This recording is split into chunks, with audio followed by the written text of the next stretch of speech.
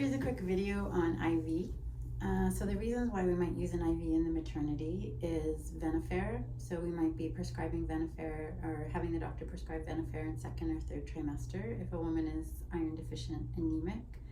We might do IV for someone who's group B step positive. So we offer antibiotics in labor. We might do an IV we will do an IV for a woman who's hemorrhaged. So she's lost blood, so you're trying to replace that fluid volume so that she can keep blood circulating to her head, heart, lungs, kidneys. We might do an IV for someone who's about to be transported. So in any case where someone is going either by Medivac from Village to Kuujjuaq or from Kuujjuaq to Montreal, you'd always want one or on the Challenger 2 IVs in place, because if the person collapses, it's harder to get into an IV. It's better to do it when they're in good shape. So those are the reasons for an IV. So to do an IV, you want to gather your supplies. So basically, once you're good at blood draws, you should be moving on to IVs. And so we have an IV tray, and I'll show you more of that. We have IV lines and IV bags. So in our IV tray, we have a catheter. So for the Challenger, they want an 18 gauge catheter, 2 of them.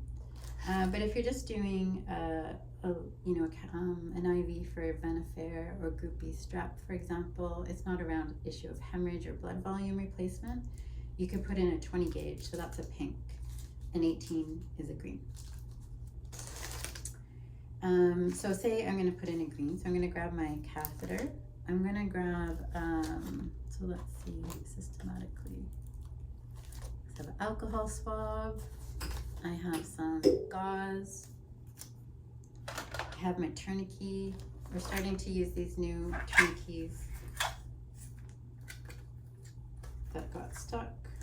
So we have our old tourniquets, which are elastic and clip together. I had to learn how to use these when I first arrived. So they just clip in this, and then you can tighten it. You may want to draw blood at the same time. So if it's the postpartum hemorrhage protocol, we do a hemoglobin and group screen and cross match for 2 units on reserve. So you can also draw some blood as well through the IV if you're good. And then if you're putting in a lock, let's find my locks. I could restock this. Okay, we'll do locks another time. Oh, here's a lock.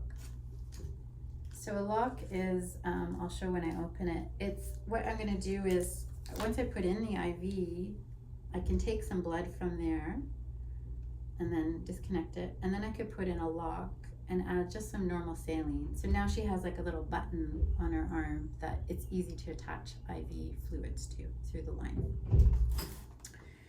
So for your lines, you wanna gather your supplies. So generally we don't mainline medication, so it's not good practice.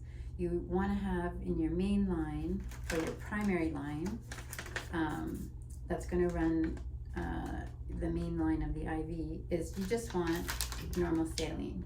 So normal saline comes in small and big bags, so 1 liter bag, for example.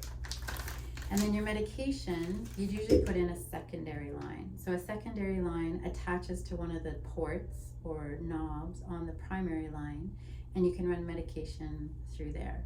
The reason for that is if she has a reaction to the medication, you can stop the secondary line and keep her stable, because sometimes with fainting or an anaphylactic reaction, they become hypo, their blood pressure drops. You can keep them a bit more stable if you have the primary line running with just normal saline, which is a way to give them a bolus. There's also some old lines sitting around, and they're blue, and they're called ClearLink. And they're the kind we used to use with our old pumps, the Baxter, I think it was called. And so you'll still come across these. These can still be used if you just want to run a main line and not use our new pump, the Green Braun. But the green lines the primary and secondaries, they go with the Braun, the green pump, which I noticed isn't in the room right now. Usually it's in the delivery room. And then just be careful. You've got these old ClearLinks sitting around. There's a 10 on them, and that's for adults. So a 60 means drops per minute. The 60 is for babies, and the 10 is for adults.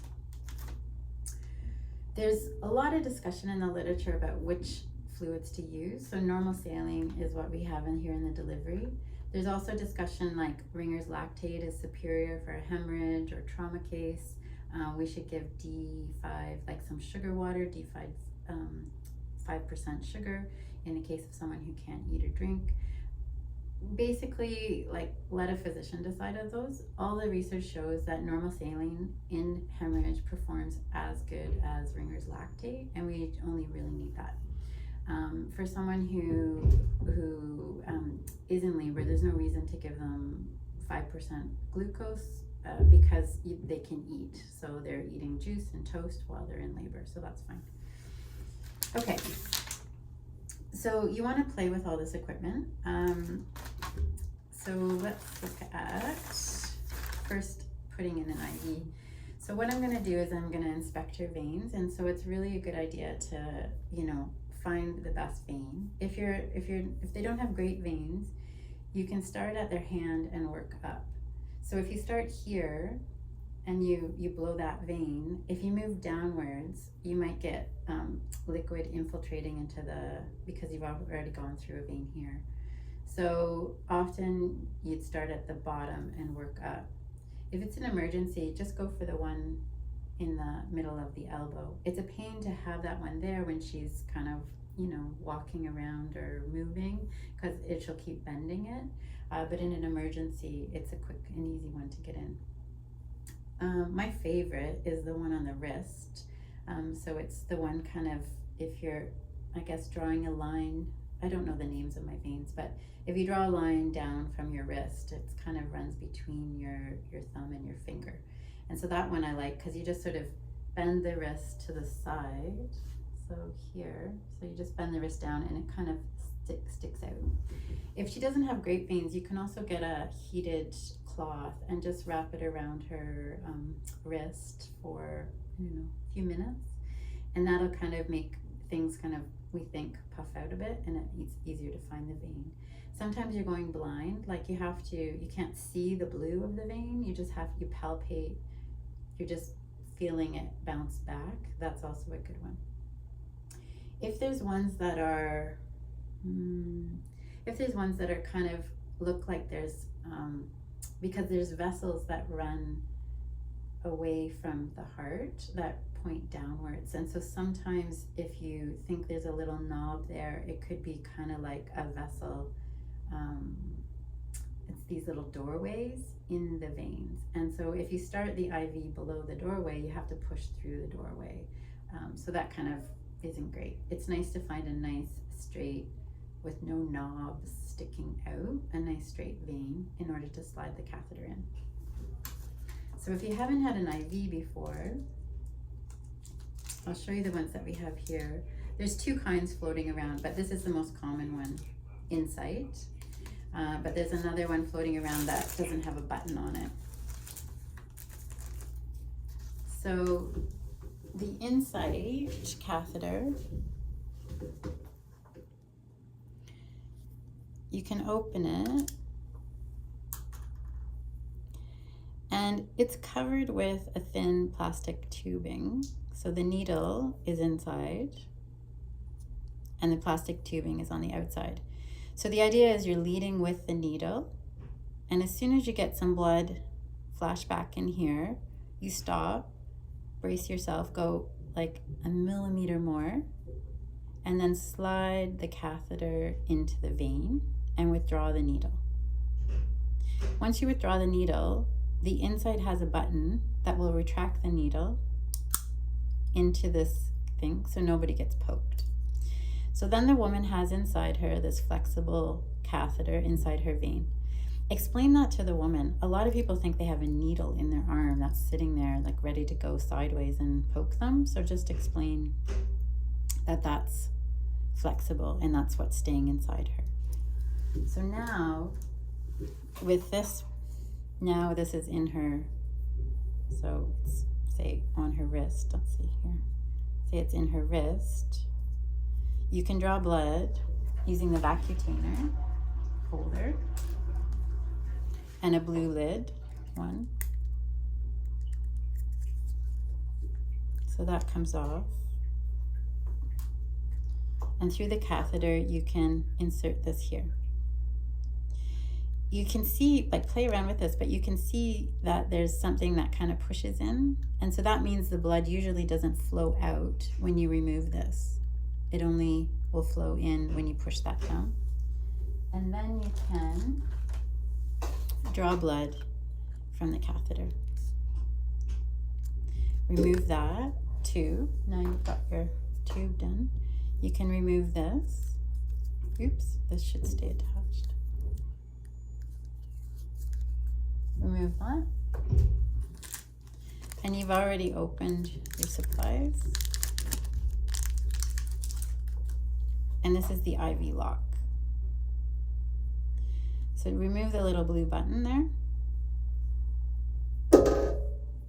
And you can attach the IV lock. Through the IV lock, you want to push in some normal saline so that she doesn't get a clot sitting there and you wreck your IV. The IV lock, you can attach the normal saline syringe. One of these is normal saline, 10 mils already drawn up. Or if you're going to run an IV, you can just attach your IV tubing here and turn the pump on, or open the port and let the normal saline flow. And that's all.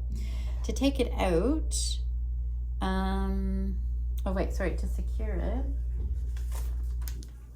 we have some Opsite, and so you want to secure this in place and then tape the tubing to her arm. So you guys have probably all seen that. And then to remove it, you untape everything, put some gauze over the spot, and withdraw it. So just to review, so that's how to put in an IV. But before, I should have said before, as always, it's about gathering your supplies. So I set up a little area, like probably a blue pad. So I'm heating up her arm, and now I'm opening everything, so I have it ready. So I open my catheter from the plastic. I open my Opsite. I maybe add some tape and just put it on top of my pump or my tray. And I have my tubing already run, and there's already primed in the line. And my alcohol swab's open, and my gauze is ready. So those are sort of things, like, you just want to play with the equipment, but those are some ideas. Something to watch for after you put in the IV is you want to make sure that the fluid doesn't infiltrate the tissue around it. All the fluid should be staying inside the vein and then going around your body. It shouldn't be going into the tissue. That infiltration, you can't save the IV. If it starts swelling in that area, you have to take the IV out and start again. And that's all.